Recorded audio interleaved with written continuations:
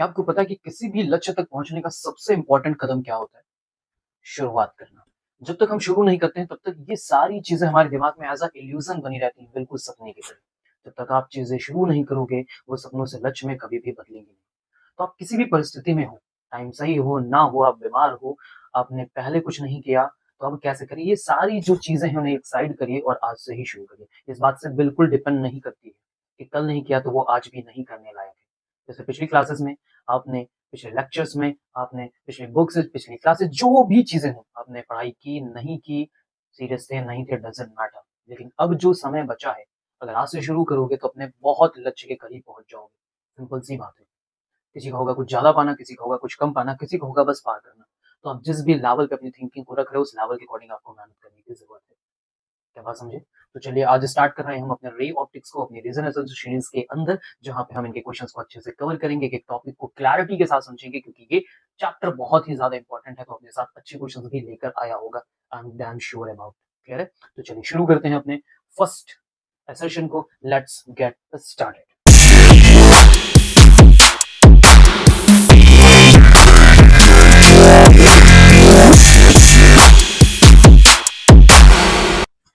तो पढ़ेंगे अपना फर्स्ट एसेशन। क्या लिखा है? The magnifying power of a compound microscope is negative. जो मैग्नीफाइंग पावर होती है कंपाउंड माइक्रोस्कोप की, वो क्या होती है?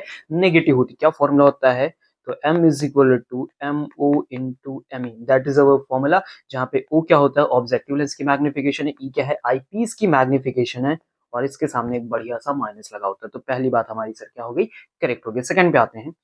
The final image formed is erect with respect to the object. जो हमारी इमेज फॉर्म होती है वो इरेक्ट होती है। इरेक्ट का मतलब क्या होता है? सीधा। कैसा होता है? आज जरा चेक करते हैं। तो अगर मैं यहाँ पे एक इमेज का फॉर्मेशन करूँ तो ये हमारा कंपाउंड माइक्रोस्कोप हो गया।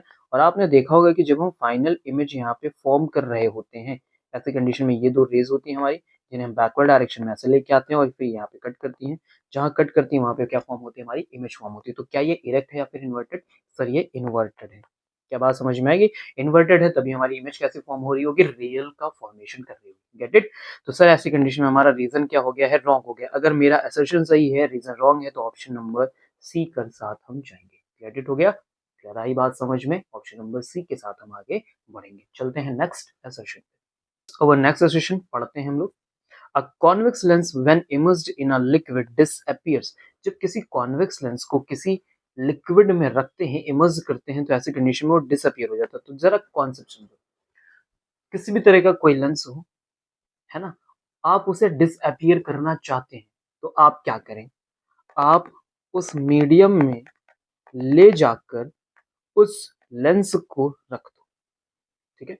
बस एक चीज का ध्यान रखना कि जो रिफ्रैक्टिव इंडेक्स तुम्हारे मीडियम का हो, जो तुम्हारे मटेरियल का हो, वही रिफ्रैक्टिव इंडेक्स उस मीडियम का होना चाहिए। क्या बात समझे? जो रिफ्रैक्टिव इंडेक्स तुम्हारे ग्लास का है वही उस मीडियम का होना चाहिए। यानी मीडियम और ग्लास के रिफ्रैक्टिव इंडेक्स जैसे ही आपस में इक्वल होंगे, ऐसी कंडीशन में जो फोकल लेंथ होगी वो आपकी इंफिनिटी पहुंच जाएगी, और जो पावर होगी वो क्या हो जाएगी? जीरो हो जाएगी। तो फिर रेज बिल्कुल भी डाइवर्टेड नहीं होंगी। जो भी रेज इंटर करेंगी किस मीडियम में, वो बिना डाइवर्ट हुए अपने पाथ को फॉलो करेंगे। और जब तक किसी तरह का कोई डाइवर्जन हमें दिखाई नहीं देता है, कोई कन्वर्जन हमें दिखाई नहीं देता है, यानी किसी तरह का कोई रिफ्रैक्शन का प्रोसेस नहीं होता, तब तक हम किसी दो मीडियम में डिफरेंशिएट नहीं कर सकते। आपको कई बार ऐसा इल्यूजन हुआ होगा कि आप सामने सीधे चलते चले जाते हो और अचानक से आपका सिर किसी ग्लास से टकरा जाता है, किसी विंडो से टकरा जाता है, आपको पता ही नहीं चलता कि अरे सामने कोई ग्लास का डोर भी था। और कई बार होता है दूर से देखकर ही पता चल जाता है। तो समझ में आ रहा है ऐसा क्यों होता है? जिसमें हमें इल्यूजन हुआ उसका रिफ्लेक्टिव इंडेक्स कहीं ना कहीं एयर के कंपैरिजन बिल्कुल क्लोज था, और जिसमें हमें दूर से पता चला उनके बीच में अच्छा खासा डिफरेंस था। समझ में आ रही मेरी बात? इसलिए वो चीजें डिसअपियर जैसी हो जाती हैं। समझ गए? तो दैट्स व्हाई ये डिसअपियर होंगी। आते हैं हम अपने रीजन में, और रीजन हमारा क्या लिखा हुआ है? The refractive index of a material of lens and the liquid are equal. दोनों के जो टर्म है सब वो इक्वल है। तो यही बात तो हमने की। असर्शन सही है, रीजन सही है, दोनों करेक्ट है, तो ऑप्शन नंबर आप ई के साथ जाओगे। दोनों बातें सही हैं। दोनों बातें अगर हमारी सही हो गई हैं तो ऐसी कंडीशन में हमारा रिजल्ट यहाँ तक पहुंच जाएगा। समझ गया? डिसअपियरिंग की कहानी हो गई। ओके, चले हम सर नेक्स्ट पार्ट पे। पढ़ते हैं पे नेक्स्ट सेशन को, क्या लिखा है, the height of an object is always considered as a positive. जो हमारी हाइट होती है किसी ऑब्जेक्ट की वो हमेशा पॉजिटिव कंसीडर की जाती है। ठीक है, हाइट ऑफ ऑब्जेक्ट, सिंपल सी बात है। ठीक है, हम क्या करते हैं, ऐसे प्रिंसिपल एक्सिस ड्रॉ करते हैं। इस प्रिंसिपल एक्सिस के आप जब भी ऑब्जेक्ट बनाओगे तो ऐसे ही बनाओगे। आपने साइन कन्वेंशन में क्या सीखा है कि प्रिंसिपल एक्सिस के ऊपर जो हम लेंथ मेजर करेंगे दैट इज पॉजिटिव, और जो नीचे साइड में मेजर करेंगे दैट इज नेगेटिव। तो ऑब्जेक्ट आप ऊपर ही प्लेस करते हो, ऐसे कंडीशन में height of object always positive. तो पहली बात सही हो गई। रीजन पे आते हैं, an object is always placed above the principal axis on the upward direction. Sir वही वाली बात को इन्होंने प्रॉपर करेक्ट कर दिया। तो दोनों बातें जब आपस में सही होंगी तो ऑप्शन नंबर ए के साथ आप दोबारा आगे बढ़ जाएंगे। Are you getting my points, are you getting my points, very good. आगे बढ़े नेक्स्ट पार्ट पे, अपने नेक्स्ट सेशन पे। What is our next session, तो पढ़ा जाए, plane and convex mirrors can not produce real image under any circumstances. क्या मतलब वो, फिर समझते हैं। प्लेन एंड कॉन्वेक्स जो मिरर है हमारे, वो क्या नहीं प्रोड्यूस कर सकते, रियल इमेज प्रोड्यूस नहीं कर सकते। किसी भी सर्कमस्टांस में ऐसा वो नहीं कर पाएंगे। क्या बात समझ में आ रही है। चलो ऐसा क्यों होगा वो समझने की कोशिश करते हैं। देखिए, मेरे पास जो प्लेन मिरर होगा वो आपको ऐसा दिखाई देगा। मेरे पास जो कॉनकेव होगा, सॉरी, जो मेरे पास कॉन्वेक्स मिरर होगा वो ऐसे दिखाई देगा। कॉन्वेक्स बोला गया। अब हम रेज को लेके आते हैं, तो कैसे भी रेज आप लेके आ जाओ, क्या होगा, आपको पता है कि यहाँ से रेज वापस ही जाने वाली है। यहाँ पे भी रेज लेके आ जाओ, आपको पता है कि क्या होगा, रेज वापस ही जाने वाली। तो ऐसी कोई कंडीशन नहीं, क्योंकि रेज कभी अंदर पहुंचेंगी नहीं। रेज हमेशा इसी डायरेक्शन में आएंगी, और हमेशा इस डायरेक्शन में इमेज आने का मीनिंग क्या हो रहा है कि वो रियल फॉर्मेशन नहीं कर रही है ना। हर बार हमें क्या करनी है, रेज को ऐसे डाइवर्ट करके ही बढ़ाना है। हमें जब भी कोई फॉर एग्जांपल जैसे इसमें अगर मैं बनाने की कोशिश करता हूँ, ऐसे कंडीशन में क्या होगा, रेज ऐसे जाएंगी, तो इन्हें मैं ऐसे फॉरवर्ड डायरेक्शन में बढ़ाऊंगा तभी मिलेगा रिजल्ट। तो पॉसिबिलिटीज क्या है, बिल्कुल नहीं। समझ गए बात को। तो पहली बात तो हमारी सर क्या होगी, करेक्ट होगी, that is. Are you getting my points. Okay, चलते हैं हम लोग अपने बी पार्ट पे। क्या लिखा है, a virtual image can not serve as an object to produce a real image. एक वर्चुअल इमेज को हम बिल्कुल सर्व नहीं कर सकते एक ऑब्जेक्ट की तरह, ताकि एक रियल इमेज बन के तैयार हो। ठीक है, इस बात को मैं तुम्हें समझाने की कोशिश करता हूँ, ध्यान से देखो। इनके कहने का मतलब क्या है, ये कह रहे हैं कि मेरे पास एक वर्चुअल, ठीक है, कोई एक वर्चुअल इमेज हो जो हेल्प करे मुझे क्या बनाने में, एक रियल इमेज बनाने में। समझो, आप लोगों ने एक डायग्राम बनाया होगा जिसमें हमने पढ़ा था लेंस मेकर फॉर्मूले के लिए डेरिवेशन पढ़ा था। याद, जब हम लेंस मेकर फॉर्मूले में डेरिवेशन कर रहे होते हैं तो हम क्या करते हैं, दो सरफेस से रिफ्रैक्शन करते हैं। पहला जब रिफ्रैक्शन इस सरफेस पे लेते हो तो आप यहाँ से जो रे बनाते हो वो कुछ ऐसे दिखाई देती है, जिसे हम क्या बोलते हैं, आई डैश। लेकिन एक्चुअल में जो फाइनलाइजिंग रिजल्ट होता है वो तो तब होगा जब वो यहाँ से यहाँ पहुंचेगी, यानी सेकंड सरफेस पे। और सेकंड सरफेस वाला रिजल्ट तो तुम्हें यहाँ पे मिलता है, जैसे तुम क्या बोलते हो, आई बोलते हो। याद आया, ऐसा करते हैं। तो याद है कि जब हम लोगों ने फॉर्मूला लिखना शुरू किया था, फॉर्मूला लिखना शुरू किया था, तो पहली बार हम इसे इमेज कंसीडर करते हैं, दूसरी बार में हम इसको ऑब्जेक्ट कंसीडर करते हैं। फर्स्ट वाले केस में ये मेरे लिए इमेज का बिहेव करते हैं, मेरे ऑब्जेक्ट का बिहेव करता है। लेकिन जैसे सेकंड कंडीशन में जब दोबारा फॉर्मूला हम लिखते हैं, तो उस कंडीशन में हम जैसे ही इमेज इसे लेट करेंगे तो ये हमारे लिए एज अ ऑब्जेक्ट बिहेव करना शुरू कर देता है, जबकि ये एक्चुअल में क्या है, ये मेरे लिए एक्चुअल में क्या है, वर्चुअल इमेज ही तो है। यानी ऐसी कंडीशन में जो हमारा रीजन का टर्म है वो सही नहीं हो के क्या हो रहा है, गलत हो रहा है। समझ में, ए सही है, सी जो सेकंड पार्ट है वो मेरा रॉन्ग है। ऐसे कंडीशन में किस ऑप्शन के साथ जाओगे आप, सी ऑप्शन के साथ जाओगे। किस ऑप्शन के जाओगे, सी ऑप्शन के साथ आप जाएंगे। Are you getting my points. चलिए बढ़े आगे, आते हैं अपने नेक्स्ट एसर्शन पे। पढ़ते हैं अपने नेक्स्ट एसर्शन को, क्या लिखा हुआ है हमारे भाई नेक्स्ट एसर्शन में। A convex lens can not form real image. जो कॉन्वेक्स लेंस होता है वो रियल इमेज नहीं बनाता है। कितना बड़ा और कितना कठिन क्वेश्चन था ये तो। ये भाई हमने लेंस बनाया, ये कॉन्वेक्स लेंस, ये हमारी रेज आई, और फिर जाके ये मीट कर जाती हैं। जो रेज एक्चुअल में मीट करती हैं वो रियल इमेज नहीं बनाती, ये तो कहना चाह रहे हैं। सही, रियल इमेज बनाता है। तो असर्शन मेरा क्या हो गया भाई, रॉन्ग हो गया। ओके, अब हम पढ़ेंगे किसे, रीजन को। Convex mirror converges the parallel rays that are incident on. Convex mirror जो है वो कन्वर्जिंग करता है। सब गलत गलत पूछ रहे थे ये लोग तो। ये तुमने मिरर बनाया, ये रेज आई, अब आप बताओ क्या होगा, कन्वर्ज होंगी नहीं तो सर ये तो डाइवर्ट हो जाएंगे। अगर डाइवर्ट हो गई तो ये वाली भी बात गलत। अगर सर दोनों बातें गलत होंगी तो किस ऑप्शन के साथ जाओगे आप जाओगे ऑप्शन नंबर डी के साथ। वेरी गुड, बढ़िया। लिखा हुआ है सेशन में air bubble shines in water. जो हमारा एयर बबल होता है वो वाटर में शाइन करता है। क्या बात है, वेरी गुड, बिल्कुल सच्ची बात है, सर चमकता दिखाई देता है। ओके, रीजन सुनिए, due to internal reflection of light. Sir exact ऐसा ही होता है। आपने सुना डायमंड के बारे में कि डायमंड बहुत ज्यादा स्पार्कल करता है, बहुत ज्यादा चमकता है, चमचम चम स्पार्किंग की जो कंडीशन होती है वो क्यों होती है? Because of TIR। सेम वैसे तुम्हारा बबल भी TIR करता है। देखो, मान लो कि कोई लाइट इसके अंदर एंटर कर गई रिफ्रैक्शन के थ्रू, जब वो एंटर करेगी, अगर ये बाहर निकल गई तो फिर नहीं, किसी तरह का कुछ भी चमकना नहीं होगा। लेकिन अगर ये लाइट इंटर करके बाहर ना जाए और TIR करके वापस अंदर आ जाए, फिर ऐसे TIR करे, फिर TIR करे, फिर TIR करे, जब ये TIR करना शुरू होती है, एक ही रेज तो इंटर नहीं करेंगे, बहुत सारी रेज इंटर करेंगी, तो जितनी बार वो TIR के प्रोसेस में आती है उतनी बार आपको ये स्पार्क करता हुआ दिखाई देता है, चमकता हुआ दिखाई देता है। असर्शन सही है, रीजन सही है, ऑप्शन नंबर 1 के साथ हम जाएंगे। क्या मेरी बात सबको समझ में आ गई? Are you getting my points? Very good. चले नेक्स्ट असर्शन पे। तो आगे हम अपने नेक्स्ट असर्शन पे पढ़ते हैं। अपने नेक्स्ट असर्शन को क्या लिखा? The focal length of a convex mirror will increase if the mirror is placed in water. अरे वाह, क्या कह रहे हैं कि अगर मैंने किसी मिरर को वाटर में ले जाके रख दिया तो ऐसी कंडीशन में उसकी फोकल लेंथ बढ़ जानी चाहिए। ठीक है, अब मेरी बात समझ। चलो अपने फोकल लेंथ के फॉर्मूले में जो मिरर के लिए हमने पढ़ा है 1/f is equal to 1/v plus 1/u। अब जरा इस पूरे फॉर्मूले में देखो, क्या कहीं पे भी, इस पूरे फॉर्मूले में देखो, क्या कहीं पे भी फोकल लेंथ का रिलेशन किसी रिफ्रैक्टिव इंडेक्स के साथ हुआ है क्या?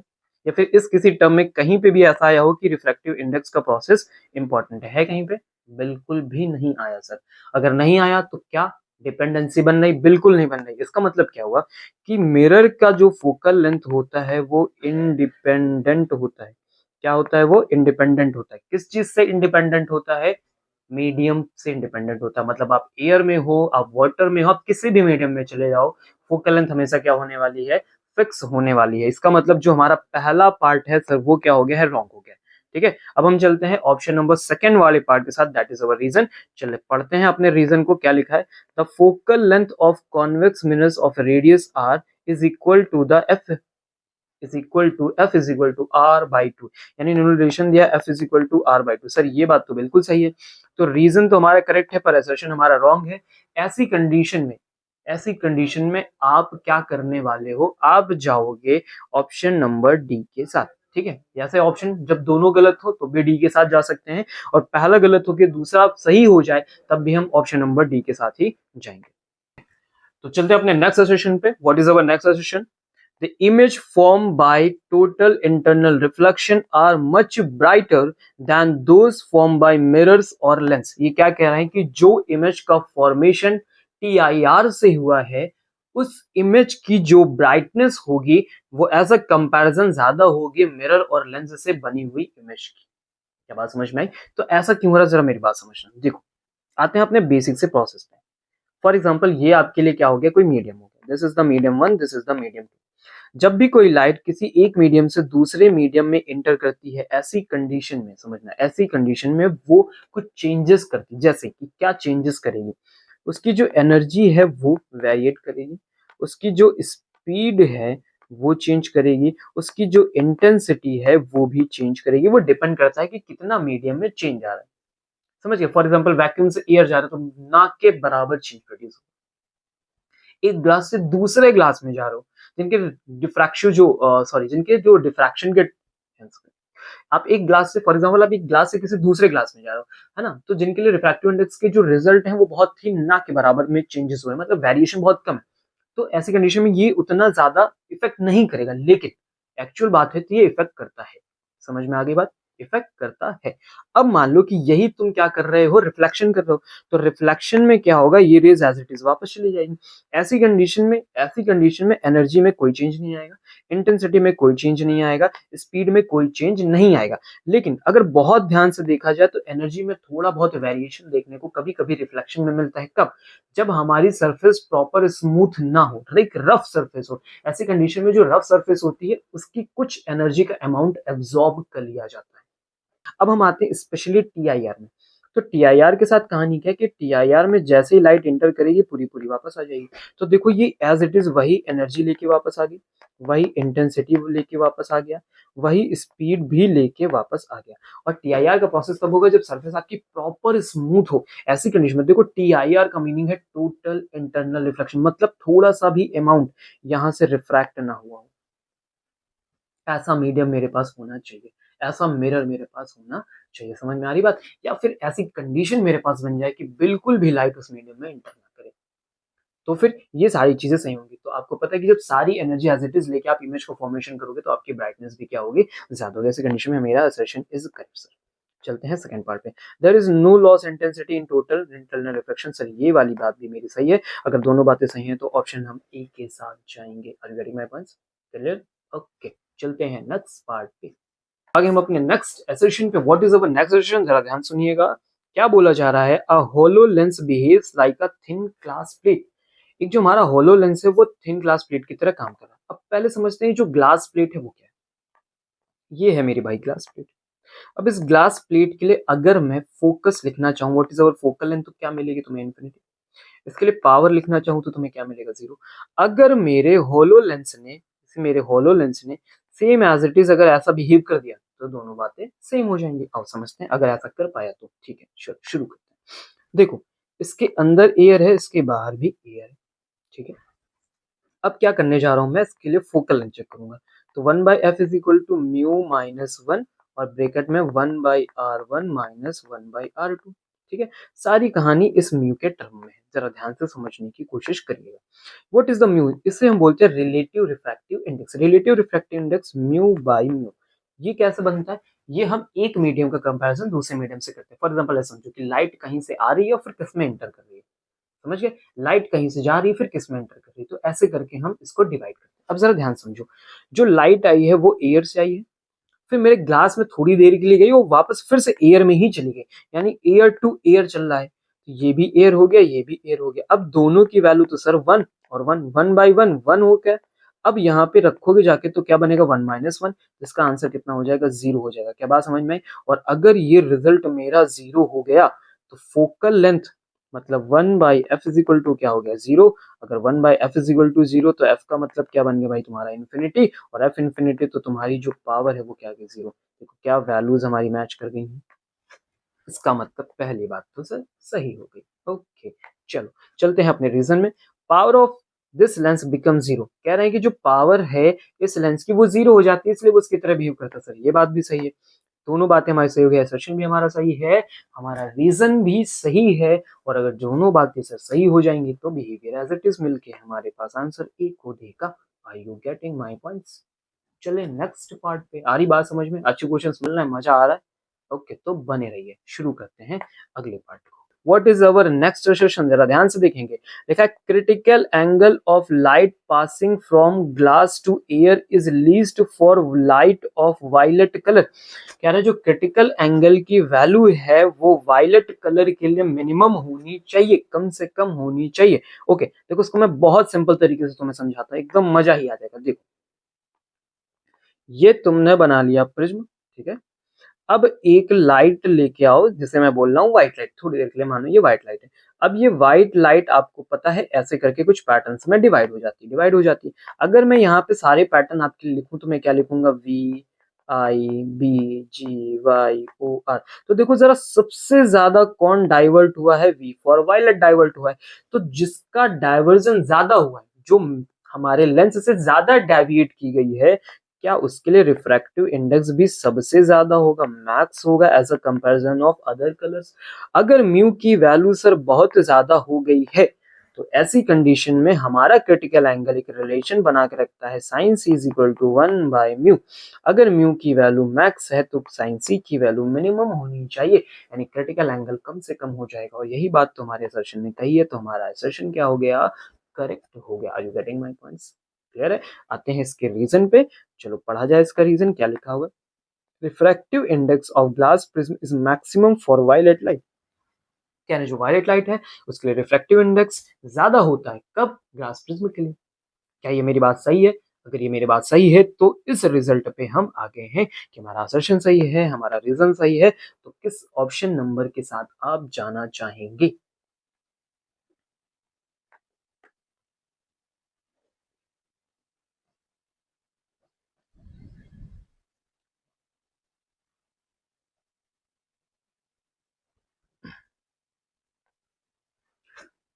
तो हम जाएंगे ऑप्शन नंबर बी के साथ। हम किस ऑप्शन नंबर के साथ जाएंगे सर? हम ऑप्शन नंबर बी के साथ जाएंगे। ठीक है, बातें दोनों सही है, बस थोड़ा सा एक्सप्लेनेशन में लगा कि थोड़ी कमी है। अगर थोड़ा और होता तो मजा ही आ जाता सर। क्या बात समझ गए? क्या बात आप समझ गए? ओके, चले नेक्स्ट पार्ट पे। Very good। तो आगे हैं सर अपने नेक्स्ट सेशन पे। पढ़ते हैं क्या लिखा। A ray of light incident along the normal to the plane mirror retraces its path after reflection from the mirror। फिर से a ray of light incident along the normal के along एक light आती है, प्लेन मिरर पे गिरती है, और जब गिरती है तो अपने पाथ को रिट्रेस कर देती है। किसके बाद? रिफ्लेक्शन के बाद। कहाँ से? मिरर से। बड़ी सिंपल बात है। कहते सर हाँ बिल्कुल सही बात है भैया, ये तुमने बनाया अपना मिरर, ये तुमने बनाया normal.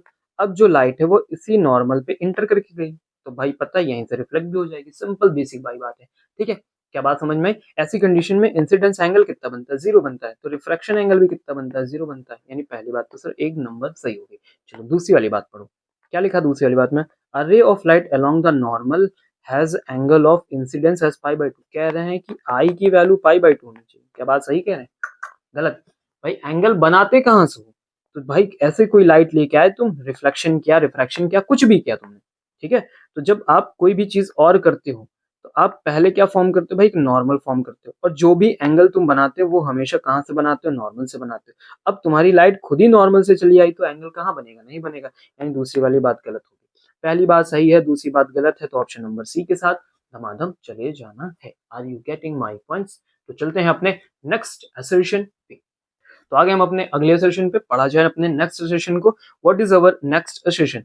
A diverging lens in air cannot be made more diverging whatever be medium we choose to completely immerse in the lens।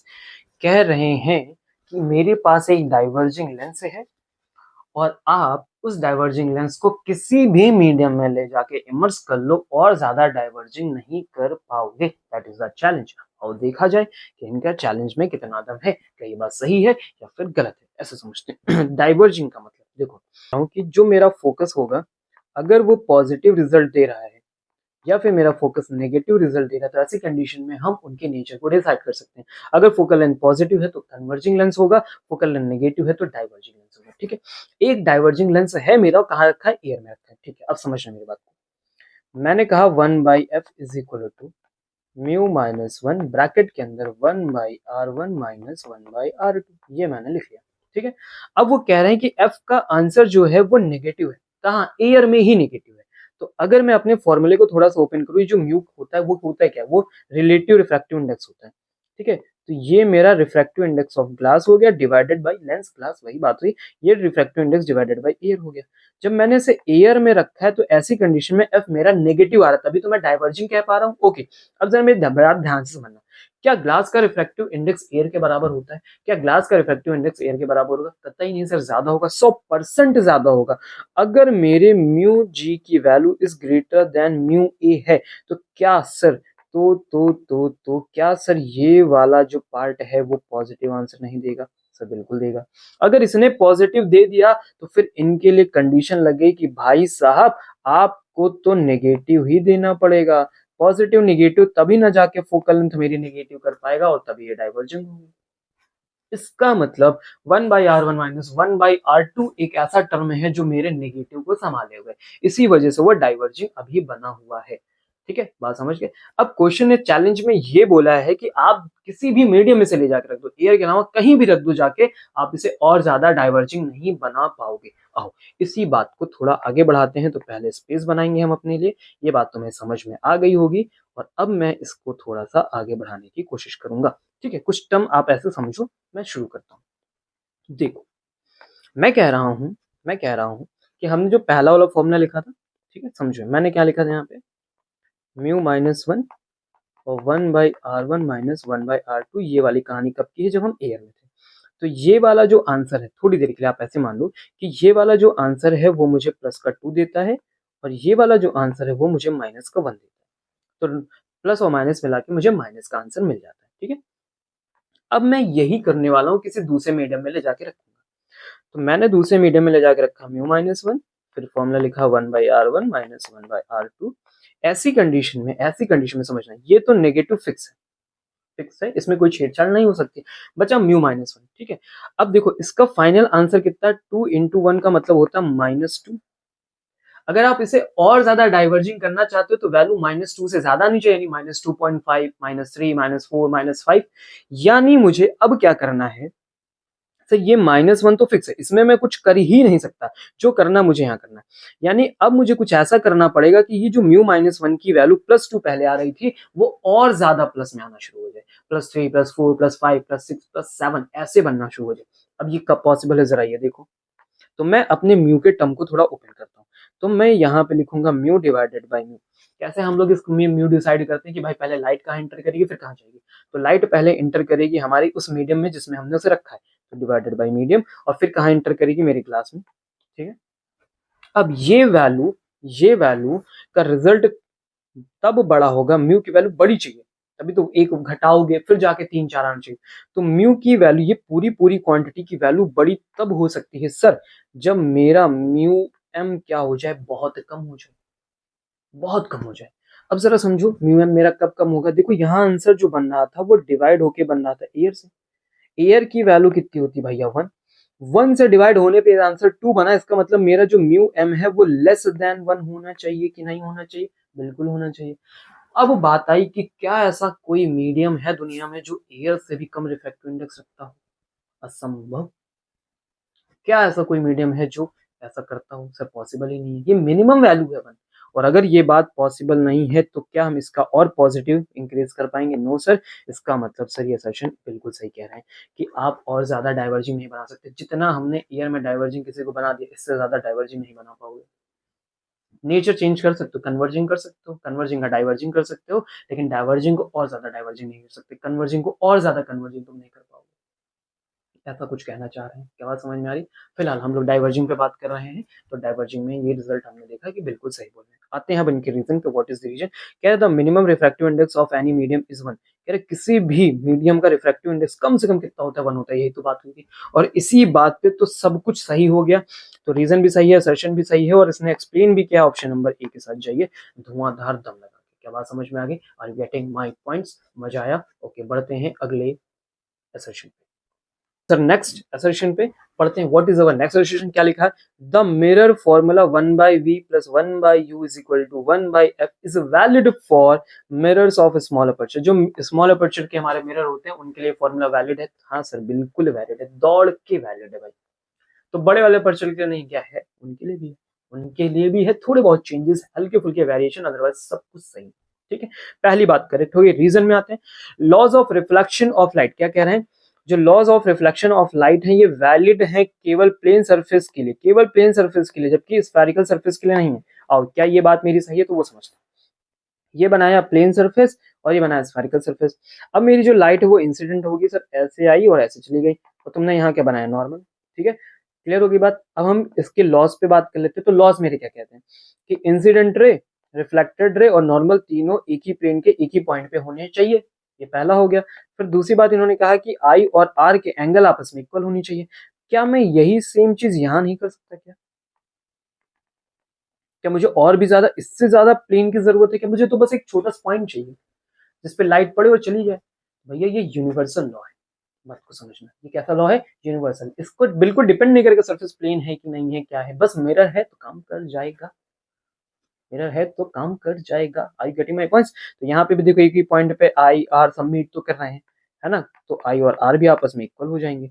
इसका मतलब ये वाली बात सही होगी। तो पहला सही है, दूसरा गलत है, ऑप्शन नंबर सी के साथ जाएंगे। Are you getting my points. Okay, चलो बढ़ते हैं नेक्स्ट असर्शन पे। तो this is our next assertion. पढ़ा जाए अपने नेक्स्ट असर्शन को। क्या लिखा हुआ है, if objective lens and eyepiece lens of a microscope are interchange it works as a telescope. ये कहना है अगर हम इन्हें आपस में इंटरचेंज कर दे तो क्या ये टेलीस्कोप की तरह बिहेव करेंगे। आओ चेक करते हैं। ये तुम्हारा किसका इमेज का फॉर्मेशन हो रहा है भाई, ये कौन सा डायग्राम हम बना रहे हैं, ये हम बना रहे हैं कंपाउंड माइक्रोस्कोप का। इन्होंने कहा आपस में क्या करो, इनको इंटरचेंज करो। इसको इधर इंटरचेंज करने पे भाई ये वैल्यू आगे आ जाएगी, ये वैल्यू पीछे हो जाएगी। अब देखो ये तो बिल्कुल टेलीस्कोप से हूबहू मिलने लगा है। ऐसा ही तो करते हो आप टेलीस्कोप में। तो क्या मैं कह दूं सर ये बात सही है? क्या कह दूं मैं ये बात सही, क्योंकि डायग्राम तो दिख रहा है ना। ना सर, अगर डायग्राम दिख रहा है तो बात सही हो जाए ऐसा तो कहीं लिखा नहीं। समझना, ये जो दोनों हैं इनकी फोकल लेंथ क्या होती है भाई? शॉर्ट होती है। हम माइक्रोस्कोप बना रहे तो माइक्रोस्कोप में हमें मून नहीं देखना है भाई, बात समझो। माइक्रोस्कोप से बिल्कुल छोटा सा ऑर्गेनिज्म दिखना है जो नॉर्मल आई से नहीं दिखता। और टेलीस्कोप से तुम क्या देख रहे हो? टेलीस्कोप से तुम क्या देख रहे हो? वो चीजें जो आंखों से लगभग लगभग दिखाई देती हैं, है ना, जो बहुत ज्यादा दूर है। समझना, फर्क समझना। एक बिल्कुल आंखों के पास है, नहीं दिखाई दे रहा तो देखने के लिए, और एक इतना ज्यादा दूर है कि आंखों से नहीं दिखाई दे रहा फिर देखने के लिए। तो तुम्हें नहीं लगता कि उनके फोकल लेंथ में बहुत ज्यादा वेरिएशन होना चाहिए, बहुत ज्यादा चेंज होना चाहिए? सिर्फ आगे पीछे डायग्राम मैच करके आंसर मैच हो जाएगा क्या? बिल्कुल नहीं। तो ऐसी कंडीशन में सर पहली वाली बात तो गलत होगी। समझ गए? ये शॉर्ट होती है, और अगर तुम्हें टेलीस्कोप बनाना है तो उसके लिए हमारी फोकल लेंथ बहुत ज्यादा बड़ी होनी चाहिए, लार्ज फोकल लेंथ चाहिए, तब जाके मजा आएगा। Are you getting my points? Okay, तो चलते हैं सर रीजन पे। कह रहा है objective lens of a telescope required large focal length, eyepiece required small focal length. Objective lens of a telescope, तो उसका जो फोकल लेंथ होता है ना, किसका? ऑब्जेक्टिव का, वो लार्ज चाहिए सर। सही बात है, पहला वाला ऑब्जेक्टिव होता है। जो ऑब्जेक्ट की तरफ लेंस रखा जाता है सर उसे ऑब्जेक्टिव बोलते हैं, जो आंख की तरफ रखा होता है उसे क्या बोलते हैं? आईपीस बोलते हैं। Are you getting my points? और इधर स्मॉल। तो रीजन में तो सर रीजन तो बढ़िया बढ़िया इन्होंने सही बताया, लेकिन असर्शन गलत बताया। तो ऐसे में हम ऑप्शन नंबर डी के साथ जाएंगे। Are you getting my points? आया? बढ़ते हैं अगले पार्ट पे। पढ़ते हैं अगले असर्शन को, क्या लिखा है? The optical instrument are use to increase the size of object. The optical instrument are use to increase the size of object है। ऑब्जेक्ट का साइज हम बढ़ा सकते हैं क्या? नहीं भाई, जो ऑब्जेक्ट जैसा रखा है वैसा ही है। अगर तुम्हें नहीं दिख रहा है तो तुम उसकी इमेज बड़ी कर देते हो। ये तो काम होता है ऑप्टिकल इंस्ट्रूमेंट का। भाई नॉर्मल आइज हमने कोई चीज देखी, हमें दिखाई दे रही, तो तुमको कोई ऑप्टिकल इंस्ट्रूमेंट चाहिए? नहीं चाहिए। अब मुझे कुछ दिखाई नहीं दे रहा है, तब जाके ना मैं कोई ऑप्टिकल इंस्ट्रूमेंट यूज करूंगा। समझा? मुझे मार्स यहाँ से नहीं दिखाई देता, तब जाके तुम टेलीस्कोप यूज करोगे। कोई माइक्रो ऑर्गेनिज्म नहीं दिखाई देता, तब जाके माइक्रोस्कोप यूज करोगे। सारी बात समझ में? ऐसा तो यूज नहीं करोगे। तो ऑब्जेक्ट देखने के लिए हम बड़ा करते हैं या फिर क्या करते हैं? इमेज बड़ी करते हैं ना। तो पहली बात तो सर गलत होगी। अब आ जाओ रीजन में। Instrument increases the visual angle. कह रहे हैं जो इंस्ट्रूमेंट होता है वो विजुअल एंगल बढ़ाता है। What is the visual angle of? समझा। ये मान लो तुम्हारी आंखें हो गई, ये तुम्हारी आंखों के सामने एक ऑब्जेक्ट रखा हुआ है, और ये यहाँ से ऐसे करके लाइट इंटर की। तो अब जो ये रेज आपकी आईज के अंदर इंटर करते हुए गई ना, ये बनाती है visual angle, that is the alpha. ठीक है, इसी को हम क्या बोलते हैं? Visual angle. अरे ये बात समझ। अब ये कह रहे हैं कि जब हम इंस्ट्रूमेंट यूज करेंगे तो हमारी आईज का विजुअल एंगल बड़ा हो जाएगा। इसका मतलब क्या हुआ? देखो ये ऑब्जेक्ट है, मैं इसको देख रहा हूँ। अब मैंने जैसे कोई इंस्ट्रूमेंट बीच में यहाँ पे लगाया, मैंने यहाँ पे कोई एक इंस्ट्रूमेंट लगा दिया, ऐसी कंडीशन में ये क्या करेगा भाई? मेरा साइज ऑफ इमेज बढ़ा देगा। साइज ऑफ इमेज बढ़ गई। अब जरा इसी को फिर से यहाँ पे इंसिडेंट करो। अब जरा देखो, क्या पहले के कंपैरिजन में मेरा जो विजुअल एंगल है वो बड़ा हो गया? अभी ये अल्फा यहाँ पे था, अभी देखो अल्फा यहाँ पे आ गया। तो ये बात सही होगी। पहला सही है, दूसरा गलत है। ऑप्शन नंबर किसके साथ जाओगे? डी के साथ जाओ। Simple sir. चलें अगले पार्ट पे। ओके, लिखा है if the rays are diverging after emerging from a lens, lens must be concave. तो इन्होंने कहा है कि एक हमने देखी रेज बाहर आते हुए, और वो रेज ऐसे बाहर आ रही थी डाइवर्ज होके, और अगर डाइवर्ज होकर बाहर आई तो उस लेंस का नाम है कॉनकेव। वो ये कहने की कोशिश करें। तो सर देखो कॉनकेव कैसे दिखता है? ऐसा दिखता है। ये रेज आई और ऐसे डाइवर्ज हो गई। ठीक है, तो कॉनकेव। अब कह रहे हैं ये बात कंफर्म है, एकदम यही होगा, हमेशा कसम खाते हैं। और जो कि इनकी कसम को चेक करते हैं। देखो ये एयर है, ये है ग्लास, और ये है एयर। भाई इसने डाइवर्जन शो क्यों किया? क्योंकि ये एयर में रखा हुआ है। क्या मीडियम बदलने से नेचर बदलते हैं? क्या मीडियम बदलने से नेचर बदलते हैं? सर 100% नेचर बदल जाते हैं। यहाँ पे जो डाइवर्जन ये शो कर पा रहे हैं, क्यों शो कर पा रहे हैं? क्योंकि एयर में रखे हुए हैं। ऐसा समझो, इसका जो अगर मैं अभी बोलूँ कि इसकी फोकल लेंथ की वैल्यू क्या आ रही है, तो आप क्या बोलोगे? भाई नेगेटिव तो आ रही है सर, तभी तो डाइवर्जिंग हो रहा है। डाइवर्जिंग हो रहा है मतलब नेगेटिव आ रही है। ठीक है, लेंस कोई भी हो, ऐसा समझो कि डाइवर्ज हो रहा है मतलब नेगेटिव आ रही है। यही तो कहना चाहेंगे। क्लियर? ओके। अब इसी को उठा के मैं इसी को उठा के अपने मीडियम के अंदर ले जाके रख देता हूँ। ये रख दिया मैंने मीडियम में। ठीक है, और इस बार जो मीडियम मैंने चूज किया है, फॉर एग्जांपल मैंने कोई लिक्विड यूज किया है, और ये हो गया मेरे लिए ग्लास। तो अब मैंने जो लिक्विड का रिफ्रैक्टिव इंडेक्स है वो ग्लास के कंपैरिजन में ज्यादा कर दिया। अब तुमने फॉर्मूला पढ़ के रखा है, क्या फॉर्मूला पढ़ा है देखो। तो मैं पहले थोड़ी सी जगह बनाता हूँ आपकी। अब जरा देखो क्या फॉर्मूला हमने पढ़ा। तो हमने फॉर्मूले में पढ़ा था म्यू अपॉन म्यू माइनस 1। ये पढ़ा है। कौन सा म्यू कहाँ का म्यू, तो पहले लाइट किसमें एंटर करेगी, लिक्विड में, तो नीचे लिक्विड लगा दो, फिर जाएगी ग्लास में तो ऊपर ग्लास लगा दो। अब रिफ्रैक्टिव इंडेक्स ऑफ जो लिक्विड है वो तो जी से ज्यादा है, ऐसी कंडीशन में ये वाली वैल्यू लेस देन 1 होगी, लेस देन वैल्यू 1 होगी, और लेस देन वैल्यू 1 से -1 करोगे तो क्या आंसर मिलेगा तुम्हें, नेगेटिव। और ऑलरेडी फोकल लेंथ तुम्हारी पहले से ही नेगेटिव है, और 2 बार नेगेटिव आपस में मल्टीप्लाई होंगे तो आंसर क्या बना देंगे भाई, पॉजिटिव बना देंगे। तो क्या तुम्हारा जो लेंस है वो अभी भी कॉनकेव, क्या अभी भी वो कॉनकेव है, नहीं। अब तो तुम कहोगे नहीं सर ये तो कॉनकेव नहीं है, ये तो पॉजिटिव दे रहा, पॉजिटिव मतलब ये तो कन्वर्ज करेगा, कॉनकेव कन्वर्ज नहीं करता, आई बात समझे, लेकिन एक्चुअल में वो तो है ही कॉनकेव।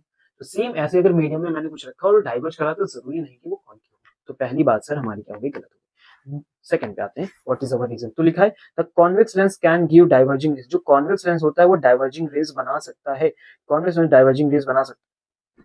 क्या ये बात सही है, बिल्कुल सही सर। भाई तुम कन्वर्ज कर सकते हो तो ये डाइवर्ज कर सकता है, कोई बात नहीं। अब क्या इसने उस बात को एक्सप्लेन किया है, क्या इसने उस बात को एक्सप्लेन किया, नो सर बिल्कुल नहीं। दोनों बातें सही हैं, सॉरी पहली बात तो गलत होगी, मैं क्यों कह रहा हूँ कि सही है, पहली बात गलत होगी, दूसरी बात सही है, ऑप्शन नंबर डी के साथ जाएंगे। क्लियर हो गया। तो हमने कवर कर दिया अपने रे ऑप्टिक्स वाले पार्ट को, भाई कुछ बचा तो नहीं, हाँ सर कुछ नहीं बचा, अपना रे ऑप्टिक्स हमारा फिनिश हो गया। क्लियर, डन सर, आया समझ में, मजा आई होगी, ठीक है। मजा तो आना ही था क्योंकि बढ़िया चैप्टर है तो बढ़िया टॉपिक्स के साथ भी ये आता है। तो अब हम बहुत ही जल्द किस पे जंप करने जा रहे हैं, अपने फर्स्ट बुक की तरफ, ठीक है। रे ऑप्टिक्स हमने फिनिश कर दिया, अब आपको पता है कि बहुत ही करीब है, हम चैप्टर 8 में कूदने वाले हैं। तो उससे पहले इस पूरे पार्ट को बहुत अच्छे से पढ़ लो, खत्म कर लो, किसी तरह का कोई कंफ्यूजन आए कमेंट डाउन करो, नोट डाउन करो, खुद से पूछो, टीचर से पूछो, कुछ भी करो भाई, और वो बस। मिलते हैं नेक्स्ट वीडियो में अगली अगली अगली कॉन्सेप्ट के साथ। Okay, see you, tata, bye bye.